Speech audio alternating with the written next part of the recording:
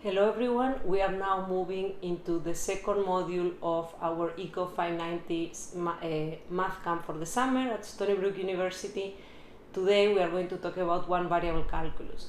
So this module is not really difficult, but it's going to be very important building block for what comes next, because what we are going to discuss is what is a function, how to characterize a function, how to find maxima, minima, how to think about the boundaries of the domain of a function, how to do operations among functions, and then ultimately how to do optimization. So this is going to be really useful because a lot of what you are going to be doing in the first and second years is actually maximize utility, maximize profits, minimize cost, and all those things are going to involve operations among functions. So, it's very good to have a refresher. It's a little bit of a long module, so I'm going to split it into different videos and you can see them sequentially or just focus on the ones that are, more relevant, or the ones in which you need a refresher. So the first thing I want to do is to introduce the concept of a function. But first, let me talk about relations. So in economics, we are trying to establish relations between phenomena all the time. We are very interested in how, for example, investment is related to growth, how unemployment may be related to inflation, how R&D is related to, discovering new things, etc. Why do we want to do this?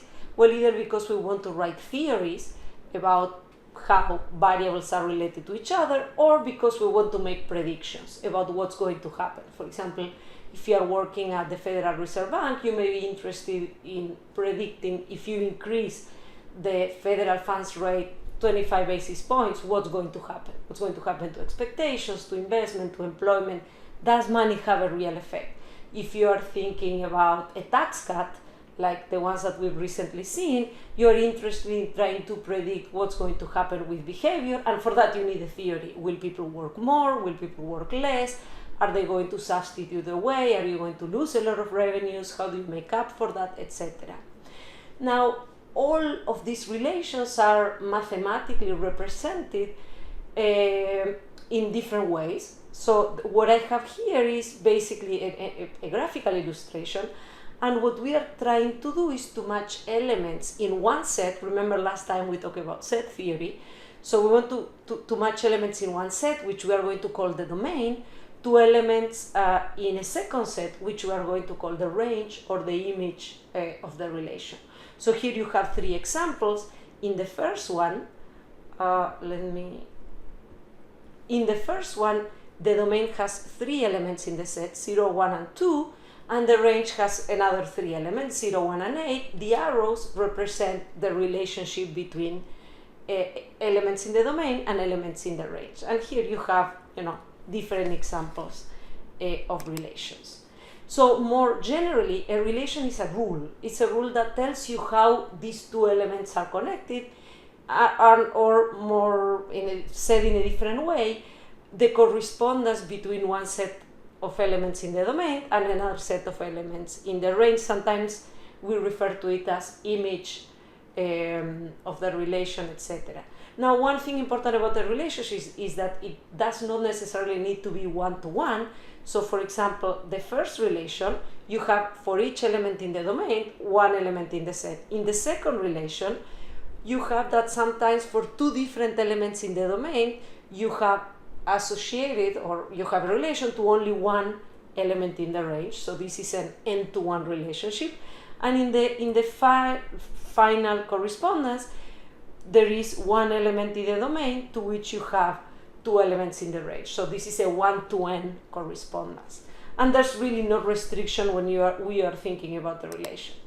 Now, when we are talking about a function is basically a specific case or a sub-case of a relation. And the big restriction is that a function is going to be a relation or a correspondence that is sort of one-to-one. So to each element in the domain, there's going to correspond one and only one element in the range.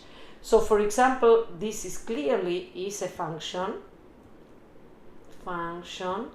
whereas relation 3, it's not going to be a function, because there is one element in the domain to which more than one element in the range corresponds. So this thing here is not going to be a function. So that's the main difference between the two. So we have different ways of representing functions, and as we said before, at the end of the day, a function is going to be a rule that assigns to each value x, which sometimes we call the independent variable in the domain, a unique number y, which we call the dependent variable, or the value of the function at x. So another way of representing this is, you have your independent variable x, you have a function that is the rule that tells you which value of x, should be assigned, and we call the dependent variable y. So as I was just mentioning, we write f of x when we want to refer to the function that designates this rule, and typically the way in which we are going to specify it is we are going to specify what is the domain. So the domain could be anything. It could be a natural number, a real number. Later on, it could be a vector. Now we are talking about one variable calculus, so it could be either the whole real line, or it could be a specific segment in the real line. Our domain could be a subset AB. And typically, the image of a function is a real number, can take any value in the real number. So mathematically, how do we describe a function? Well, basically, as I said before, the domain is the set of values that x can take. Again, this can be a set, AB. The range is going to be the set of values that the function can take. So basically, it's all the values C, such that if we take an x in the domain and we evaluate according to our rule f of x, we get that number. Okay? So this is another way in which. So when do we typically use functions? As I said before, it could be a utility function. So when you talk about a utility function, a function u of c, this could be, I don't know, the logarithmic function. We'll talk about the logarithmic function in a bit. It's a function that goes from positive real numbers into real numbers. So to each possible value of consumption, it assigns a level of happiness, which is just a number in the real line. Okay? And the utility function has specific properties that are going to be important for us when we think about the behavior of agents. But that's an example of a function. Now, if you are, what's the relationship between an equation and a function? Well, if you have an equation of two variables, if there is a correspondence of exactly only one value of the dependent variable to each independent variable, then we are going to call that equation a function. But if not, we are not going to call it a function. So let me just show you a few examples. So in example 1, we have an equation in two variables, x and y. As I said before, x is the independent, y is the dependent. So for any x in the real number, there's only going to be one value of y, which is also going to belong in the real number. So the first example is a function.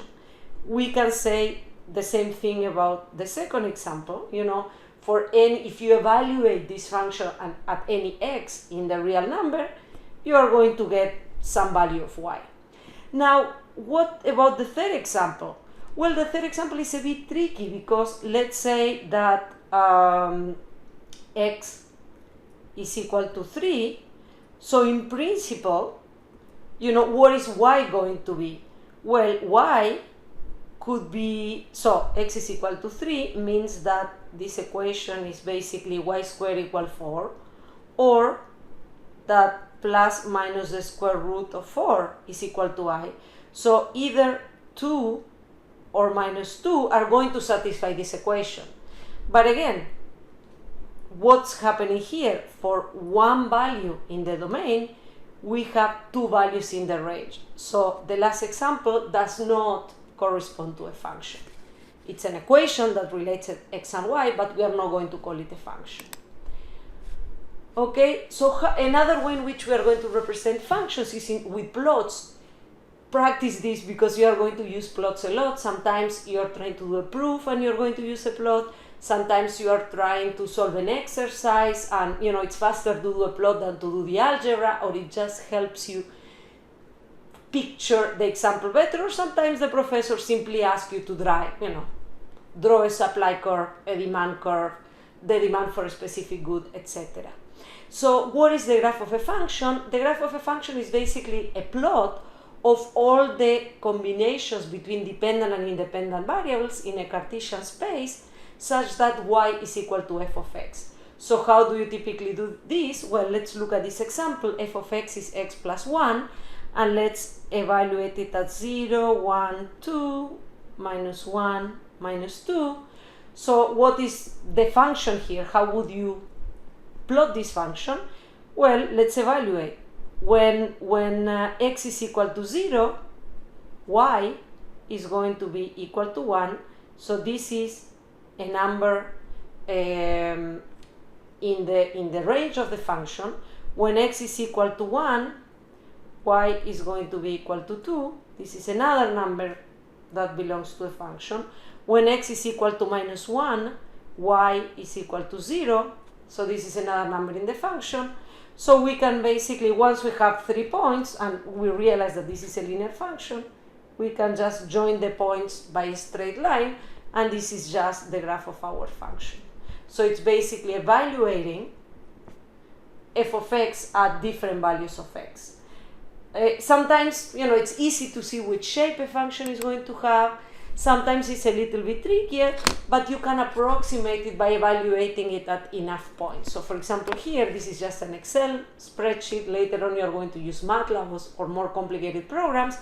This is, approximating the function 1 over x by evaluating it at different points in the domain. So we take in the domain 1 to 3 all the way to 9. And then the values that we obtain is 1 over 1 is 1, 1 over 2 is 0.5, so on and so forth. So we can already see that this function is going to be, a decreasing function with an asymptote. Okay. How do you figure out if a graph actually represents a function? Well, again, let's go back to our definition of function. We call the function something such that to each element in the domain, we have one and only one element in the range. So basically, if you do a vertical line, it must be that for any value of x, there's only one value of y. So if we look at number 2, yes, this is going to be a function because the rule or the restriction holds. The same thing here, it doesn't matter where you evaluate, there's always only one value of y. Yes. This number 4 is kind of an ugly function because it's not continuous, but it's a little bit tricky because what happens here is that there is ranges in which this function is going to be defined, and then there are ranges for which, at least as the plot is done, there's no value for which we have an f of x. So if this is just the plot of the function, then we are going to say that the function is not defined here. So is it a function? Well, it's a function that is not defined everywhere. It depends on how you define the domain. If you define the domain as this interval and this interval, yes, this is going to be a function. If you define the domain as a real line, then you are a little bit in trouble. Now, one that is clearly not a function is number 1, because for each value of x, there are 2 values of y. So this is going to be a correspondence, but it's not going to be a function. Why do we care about these things? Well, it's going to be important again later on when we think about invertibility, when we think about solving equations and unknowns, and when we think about maximization, whether we are actually dealing with a well-specified nice function or simply a correspondence. In economics, we typically don't like correspondence. We are much more comfortable dealing with functions. So what we are going to do is, in general, make sure that when we assume behavior, either by firms or consumers, production functions, utility functions, they are going to be nicely behaved. And we're going to be careful about what the domain is and where these functions are well defined. Now, how do we do that? Well, we will need to characterize functions. And the way in which we do this is by talking about the properties of a function. So what properties do we care about? Well, basically the shape of a function. So one thing that we typically care about is whether a function is increasing or decreasing.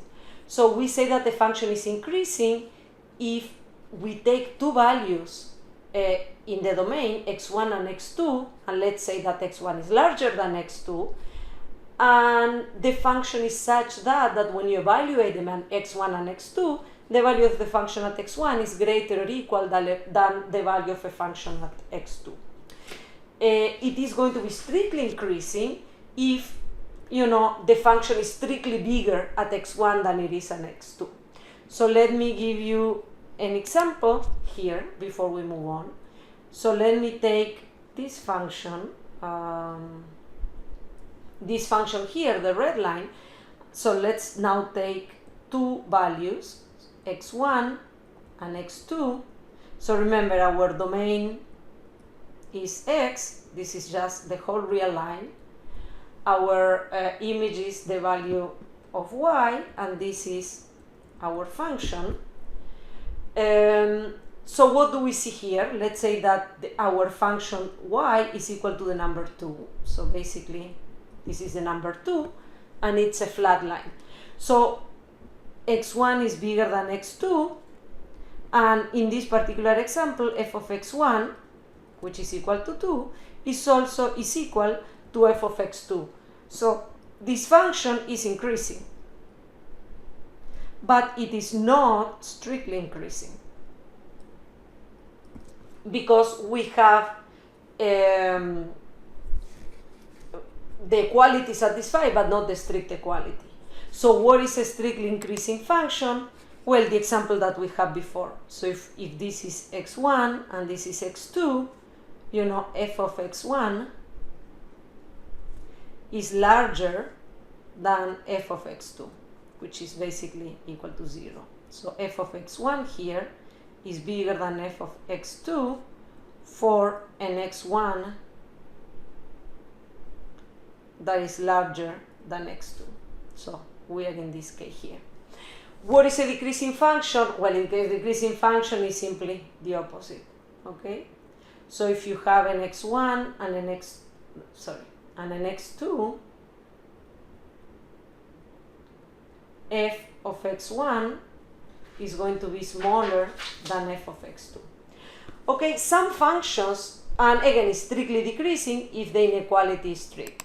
Some functions are neither increasing nor decreasing in the whole range, but sometimes they are in a sub-range. So for example, if we think about this function, and we are thinking about the interval AB, then this function is increasing, actually strictly increasing in AB, and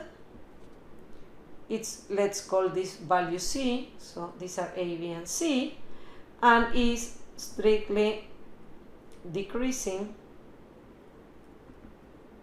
in BC, in the interval BC. So this is a function that is increasing for part of the domain and decreasing for part of the domain.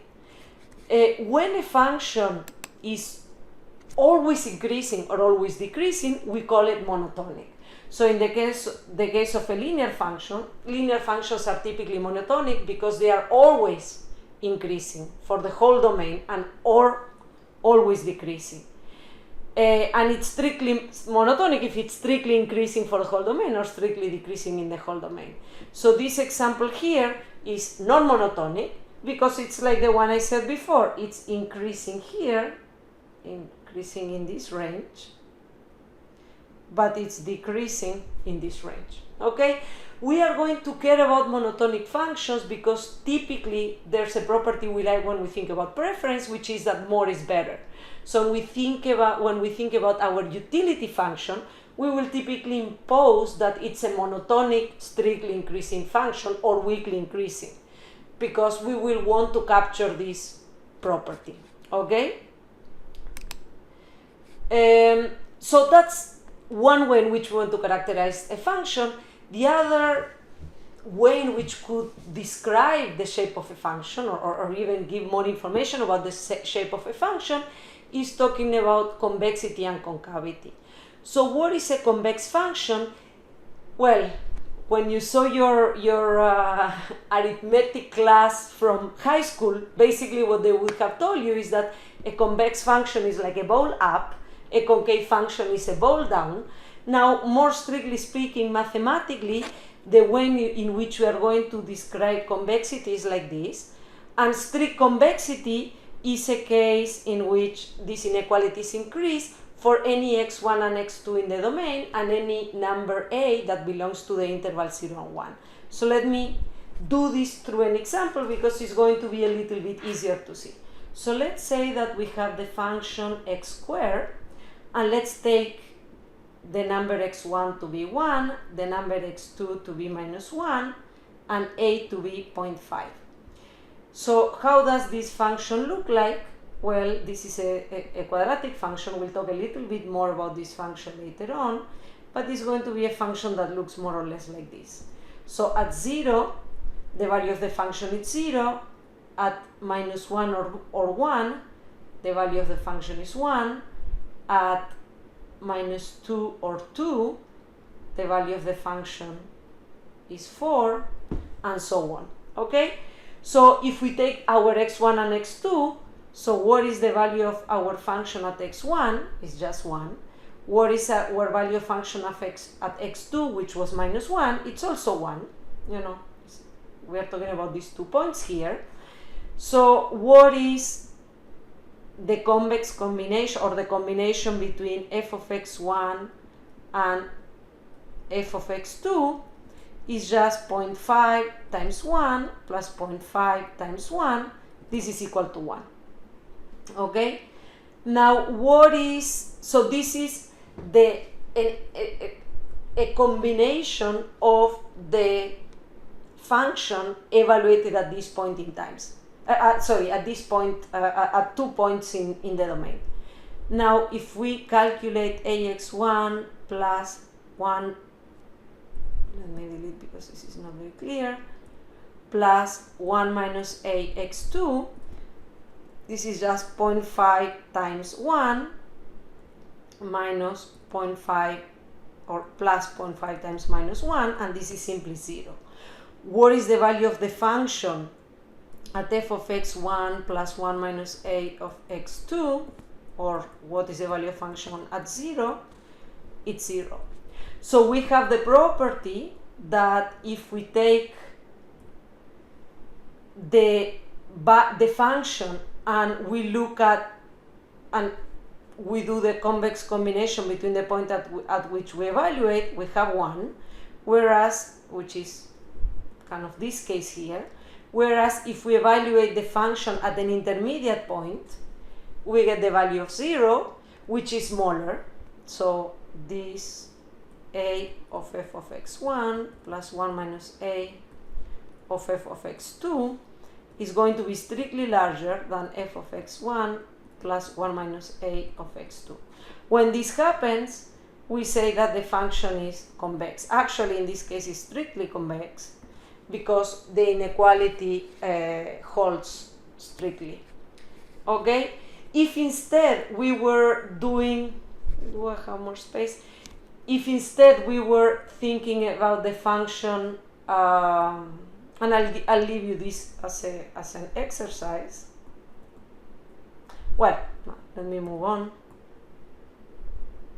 Let's move on to the next one. Okay, when do we have a concave function? As I said before, is going to be a function that is going to be like a ball down, and it has a similar definition, except that now the value of the function at an intermediate point is going to be larger than evaluating the average between values of the function at each one of the extremes. So again, let me give you an example of a concave function. which is going to look very much like the one before, minus x squared. So if we plot this function, this is going to look something like this, where, the function at 0 is 0. Remember, x1 was 1, x2 was minus 1, a was 0.5. So what is f of x1 times a plus 1 minus a, f of x2? This is just going to be 0.5 times f of x1. F of x1 is just minus 1 plus 0.5 times f of x2, which is also minus 1. This gives you a value of minus 1. Whereas if we compute f of ax1, 1 minus ax2, the value at the intermediate point, this is, remember, we computed this before, this is just 0, f of 0 is 0. So here we have that a f of x1 plus 1 minus a f of x2 is going to be smaller than the value at the intermediate point, which is what we have here. Okay? So this is a way in which you can check whether a function is convex or concave. It's a little bit of a brute force way, but at least, it's going to be useful to think about this definition, not so much for a practical point of view, but it's going to be useful typically when we do certain particular proofs. This is a very nice definition to think of. We will, towards the end of this lecture, talk about a more practical way of thinking about concavity and convexity, which will involve the derivative. And that's what you are going to use on your everyday life as an economist in Stony Brook. Okay? And just let me give you one more example. A straight line, f of x equal to x. So what happens with f of x equal to x? F of x1 is 1, f of x2 is minus 1. So a f of x1 plus 1 minus a f of x2 is going to be 0. And f of a x1 plus 1 minus a x2, is also going to be 0, because f of 0 is 0. This is a line with, the 45-degree line. So this function, there is an equality between these two. It's both concave and convex, but not strictly concave or convex. Okay? Now, another property that we typically like to have, especially when we are thinking about utility functions or production functions, is that of continuity. So when is a function continuous? A function is continuous at a point. Let's say that this is our point x0. If you take any sequence of points in the domain that converges to x0, the function is going to converge to f of x0. So for example, let's say you take a series of points here that are converging from right to left to x0, the f of those x's is also going to converge to x0. And the same thing would happen if you start from a sequence of real numbers that converges to x0 from the left. You are going to again converge to f of x0. Now, there are functions, and if a function is continuous for every x0 in the domain, we just call it a continuous function. If it's a continuous at each point, we call it continuous at x0. That's going to be a very important property, because as we will see next, or towards the end of this module, it is easier to maximize functions that are continuous. They have nice properties, there are nice theorems we can prove. It's easy to talk about the shape of a function, so this is an important property.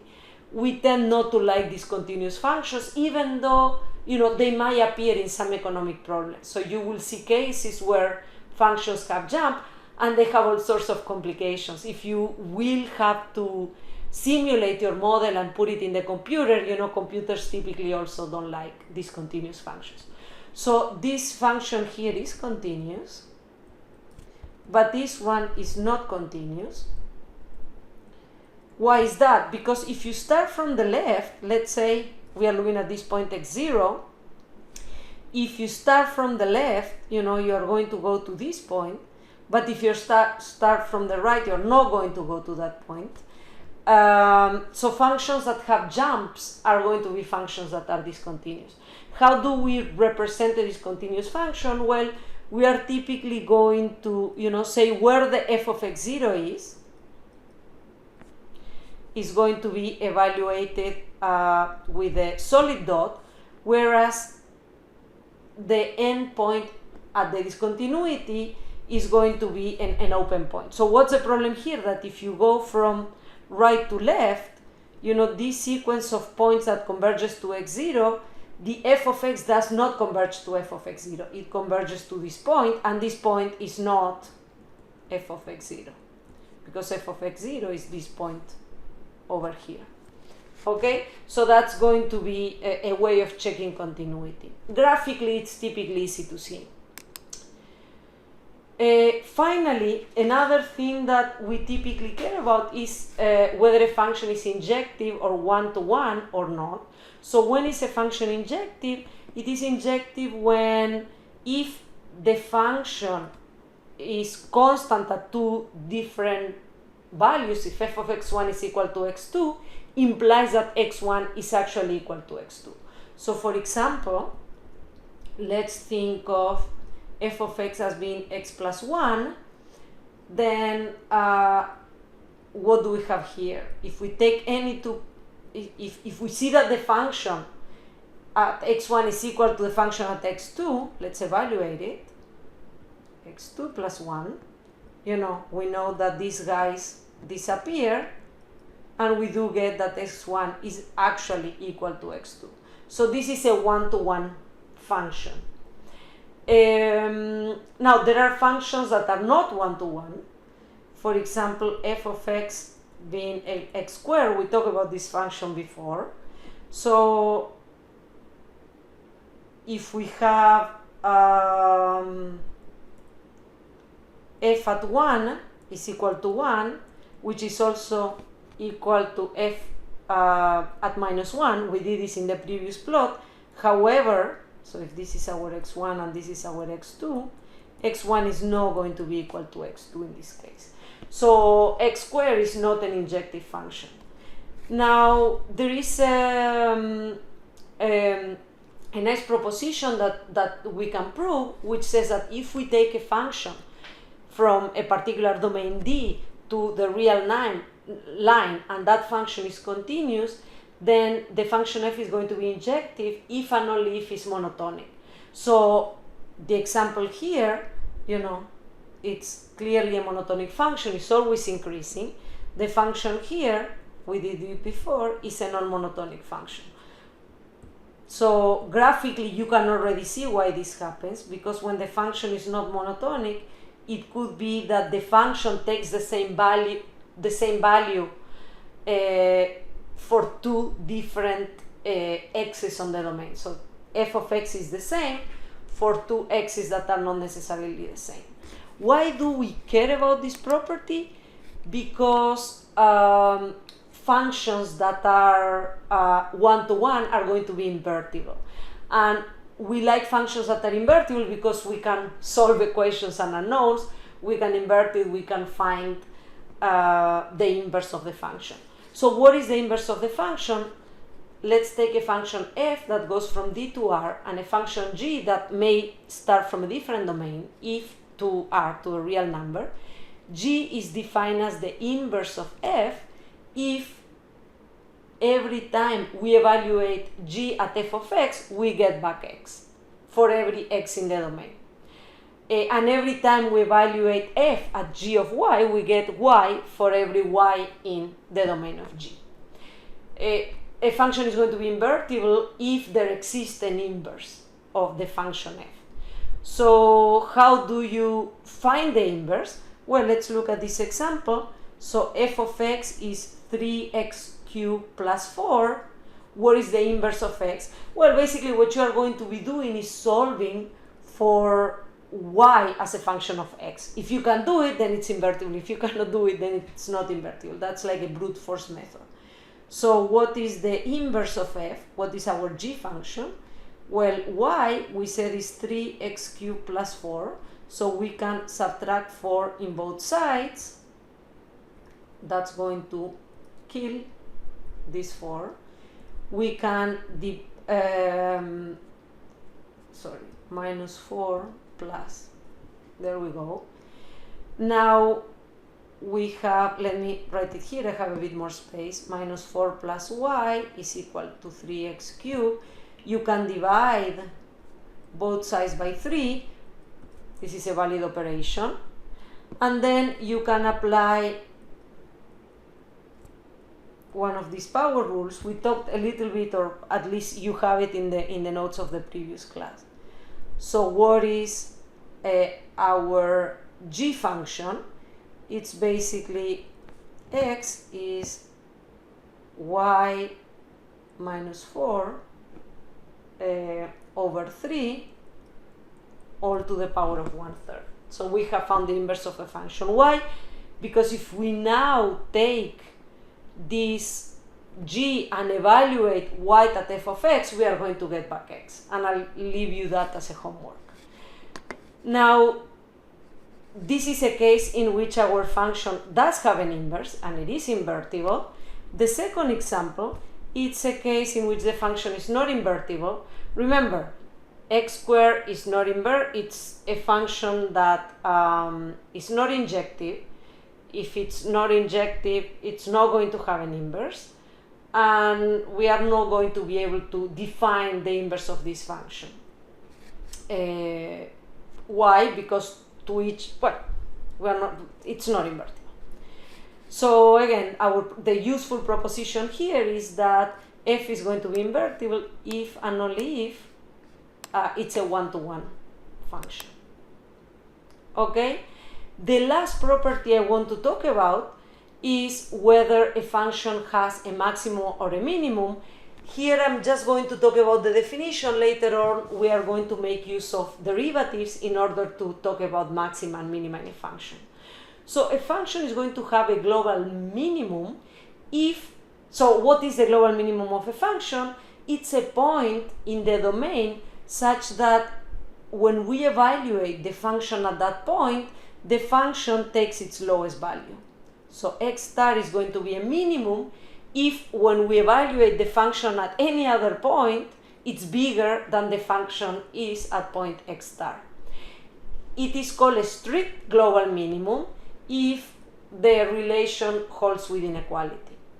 Now, a global maximum is going to be kind of the opposite. It's a point x star such that when we evaluate f at x star is going to be larger than f of x for any other x in the domain of the function. Okay? It's global because it's the only point that is going to be the largest point that the function can take. Now we can have interior local minimum or maxima. These are going to be points that satisfy the condition, but not necessarily for the whole domain. They are going to satisfy it only for a subset. So let's say we have something like this. You know, in this example here, so if we have a, b, in the interval AB, this point here is going to be a local minimum. It's a point x star such that the function takes its smallest value within the interval AB. But this one, it's also, let's call it CD, it's also a local minimum for a different interval. In the interval CD, the function takes its minimum at this x star. I don't know, let's call it x star 1 and x star 2. Okay? An interior local maximum is similarly defined if we take the interval A A, B, C, D, E, this is going to be the one interior local maximum. And again, these are strict because the equality holds with strict sign in the two cases. So for example, if we take a generic function, a function may have several local maximum and minimum. For example, this point here is a local maximum because there is an interval such that is the biggest value of the function. This point here is another local maximum because, if we define an interval around here, that's also going to be the largest value. The first local maximum is not going to be the global maximum because there is another point which is higher, for example, this one here.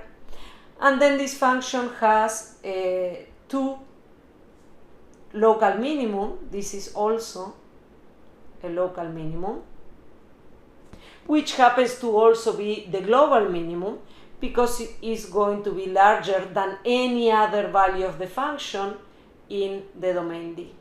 Okay, let's call D the range here. Now sometimes the global maximum or minimum can be interior, such as in this case. So in this case, the global minimum is actually an interior one and the global maximum too. There are other cases where the global maxima and minima are at the extremes of a function.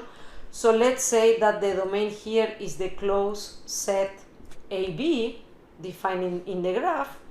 We can see that this guy here is a local max, this guy here is a local mean, but they are not going to be global because the function is bigger at the extreme. At point B is going to be bigger than at that interior local maximum. So this is an interior, this is an interior. We typically call them a boundary